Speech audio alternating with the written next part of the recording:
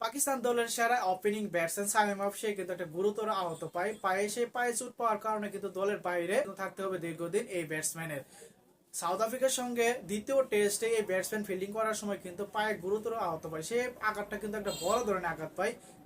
সাইম আইয়ুব ইনজুরির কারণে কি পাকিস্তান দলের কিন্তু একটা সমস্যার সৃষ্টি হয়, কেননা পাকিস্তানি এই ব্যাটসম্যান কিন্তু দুর্দান্ত পারফরমেন্সে রয়েছে। এই পারফরমেন্সে ব্যাটসম্যান হঠাৎ করে যখন ইনজুরিতে পড়ে যায়, তাই সেই সময় কিন্তু একটা দলের কিন্তু একটা ঘাটতি পড়ে। সেই ঘাটতিটা হবে কিন্তু এবারের চ্যাম্পিয়ন ট্রফিতে পাকিস্তানি দলের নিজেদের মাটিতে চ্যাম্পিয়ন ট্রফি হতে যাচ্ছে কিন্তু পাকিস্তানে 2025-এর সেই চ্যাম্পিয়ন ট্রফিতে কিন্তু জায়গা পাওয়ার মতো কিন্তু যোগ্য রেখেছিল এই সাইম আফ এর যে পারফরমেন্স করেছিল ওয়ানডেতে অস্ট্রেলিয়া, জিম্বাবুয়ে এবং সাউথ আফ্রিকার সঙ্গে যে পারফরমেন্স করেছিল, সেই পারফরমেন্স ধারাবাহিকতা কিন্তু সে পাকিস্তানি দলে কিন্তু জায়গা পাওয়ার মতো যোগ্য অর্জন করেছিল এই ব্যাটসম্যান।